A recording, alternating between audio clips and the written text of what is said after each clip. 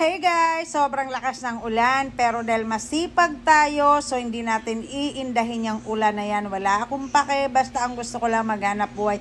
Ay siya nga pala, usapang hanap buhay. Syempre hanap buhay yung inaasikaso ko kaya at baha nilulusob ko yan. So pauwi na ako nito and binilhan ko yung aking bunso ng bench na pabango, bench na towel at saka syempre yung blouse. At ito naman yung pinaka-paborito niyang popcorn. So bawal tayo umuwi guys hanggat wala tayong bit-bit na popcorn. Ayan, kaya binalikan ko talaga to.